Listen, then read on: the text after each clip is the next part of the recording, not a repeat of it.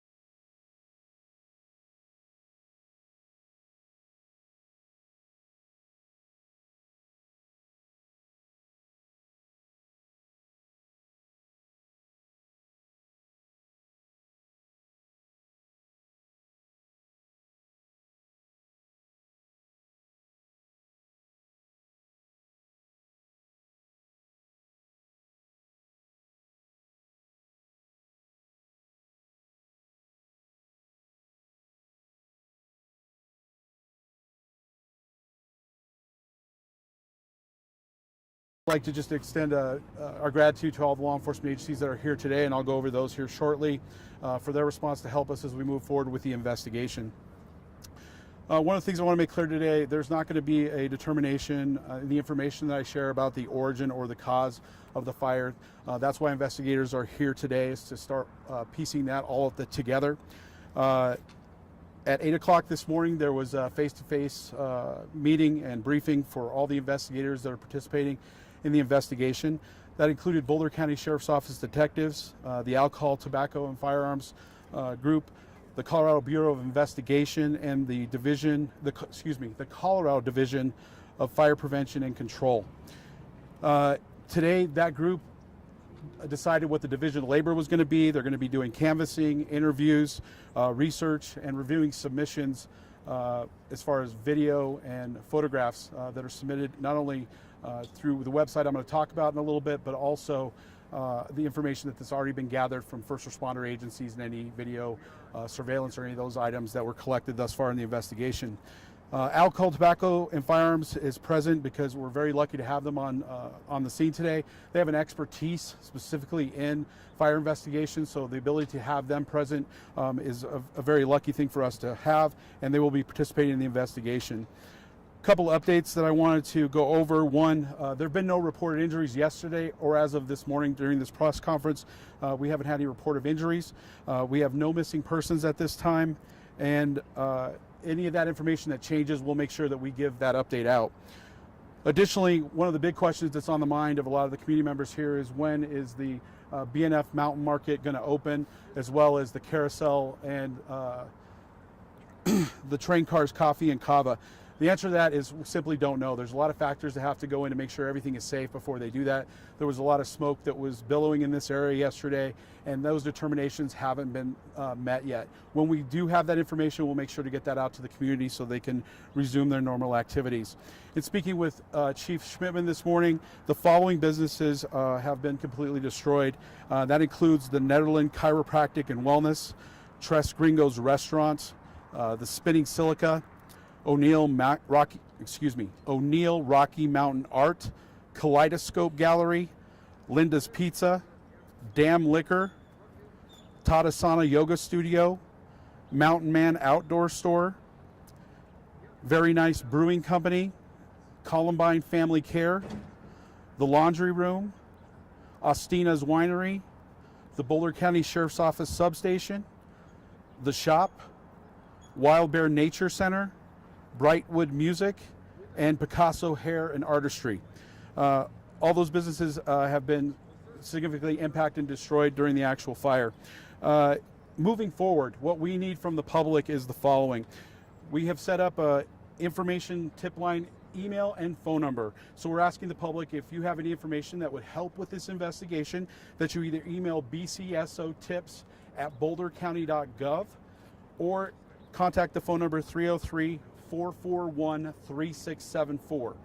Additionally, on the Boulder County Sheriff's Office website, bouldersheriff.gov, there is a link set up at the top of the page, not only with the information that I just covered in case you didn't have a chance to get that down, but also a link that the public can submit videos and photographs that they may have captured of this area where the fire took place, either before, during, or after the fire. We're asking on behalf of the investigators that are involved that anybody with information or videos or cameras of any kind that have that information to please go to bouldersheriff.gov, click the link, and then submit that evidence basically for investigators to review. Today, right now, will be the only press conference today. When we get more information tomorrow, investigators have a chance to actually get into the site. As you can see behind me, there's still areas that are smoldering, and we want to make sure that it's very safe for the investigators to get in there before they do that. Chief Schmidtman and his crew are still making sure that this is completely doused and put out before those before those investigators are going to be allowed in there to start picking apart the investigation process. I'll take some questions and then we'll move on. But what about the stability and the integrity of what we see here right now for investigators, and what challenges that present? You know, I think that's probably a better question answered by Chief Schmidtman, and I'm going to just take this off for 1 second.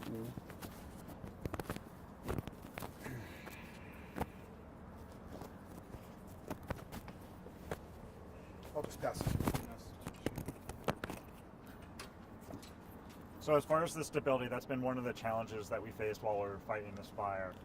As you can see, we have the large beams on 2 stories of the building, so we're unable to actually go into the building at this time.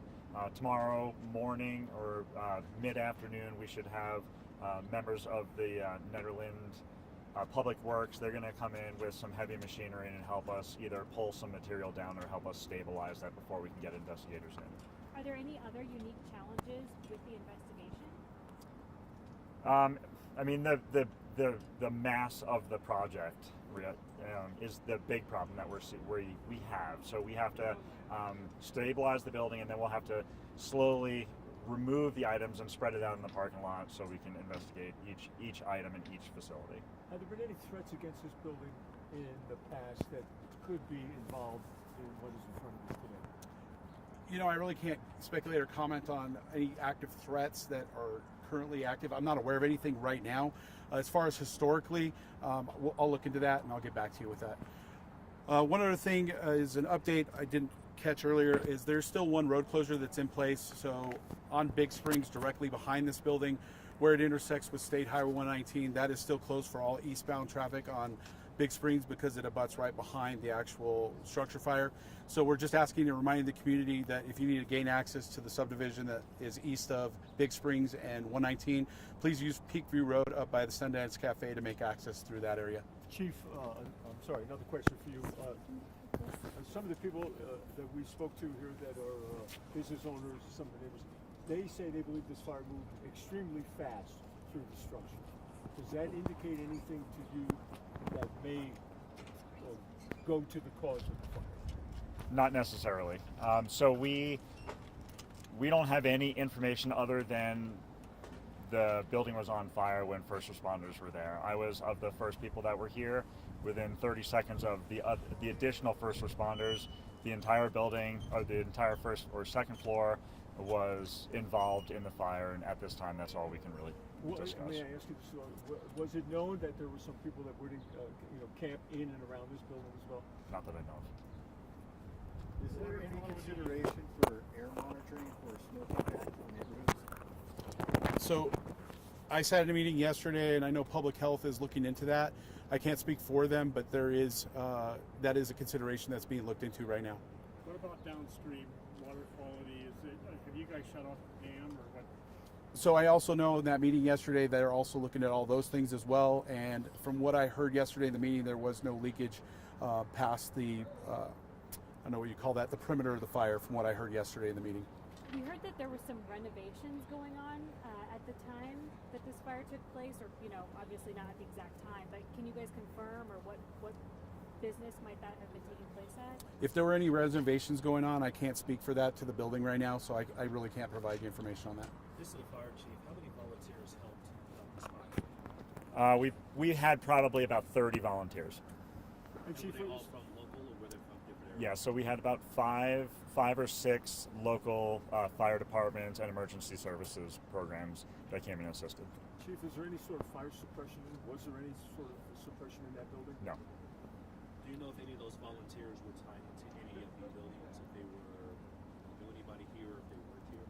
I mean, this is a very social and important area to our community, and so we had everything from a liquor store to a brewery to our wellness center and our medical, and so all of our volunteers would have some type of relationship to every business in this building. Do we know if the contents of any of those businesses may have contributed to the quick spread of the fire? We don't know that at this time. Until we start getting into the source of the fire, we won't really know. Would you describe this as a quickly moving fire, Chief? Yes. It did move quickly? Yes. And knowing perhaps the blueprint of this building, why would that have been? Just looking at this building, this is an older construction building, not using some of the materials that we use now, so hardened materials, things like that. It had covered porches and it had wooden decks, and the entire building was wood, so everything was combustible. To your knowledge, was it all up to code? As best, yes. So Was an it a older historic building building? doesn't have to have fire suppression? It does not because of the age of the building. Was it a historic building? No. Any indication on how the town's water pressure held up during the situation? So this is a small town, and this was a very large fire. I mean, we used hundreds of thousands of gallons of water. We had great assistance with the town. They had to move water sources throughout their system to make sure that we had sufficient water supply. We did run low on this side of the building during the fire. We were able to make up with that with tenders and ponds. On the opposite side of the building, we were able to keep the fire flowing full time. Chief, forgive my ignorance, but did it help that the reservoir is right here? No, Didn't make a difference. doesn't make a difference. Okay, one last question, and then we're going to move on for next. Yes, sir. So not specific to this, but in general, what do investigators look for when determining a cause? I'm not an expert in fire investigation, so I can't speak to that with specificity. And when we have that information, we'll probably have an investigator be part of a future update. So we'll be able to provide the information in more detail. Just one last thing for Real Chief. quick, we're going to have weather movement this afternoon. Is that going to hinder the investigation at all? I mean, with dogs or anything else? Anytime you have weather move in, that could impact the investigation. I'm sure investigators are looking at that. They're well aware the weather's moving in, so they'll be making contingency plans for that to do what's appropriate. Just one last thing. Sure. Chief, forgive me, as you stand here and you look at this now as a member of the community and doing the job that you do, when you look at that right now, can this be recreated? No, not the way it was prior, right? So everything will have to be brought up to 2024 code, and they'll take it down to bare earth, and they'll rebuild from there. Do you want to say anything about just how the work of fire crews to keep this from spreading to obviously the carousel or the market? The work of the fire crews was incredible. I'm very proud of our agency and all the agencies that came and assisted us. We couldn't have done it with just the Nederland Fire Protection District, so very grateful for that. We're very grateful for the response from the community. We were very fortunate that we didn't have the typical Nederland winds, which are, everybody around here knows, you could see winds 80 to 100 miles an hour, and that's not abnormal. So very grateful for all those things. And we also had recent rainstorms, which brought our moisture level up, and so all of those things kind of played into. Can you give those contact addresses again? Sure. So if people have information, they can either email bcsotips@bouldercounty.gov, or they can call 303-441-3674. It's just easier for everybody if they go to bouldersheriff.gov or just the Boulder County Sheriff's Office homepage. All that information is going to be listed right up top as a result of this investigation going right now. All right, thank you for everybody for joining us. As more updates become available, again, this will be the only press conference today. We'll have more information as we move forward, and hopefully more information to share with you starting tomorrow. Thank you. Thank you, gentlemen.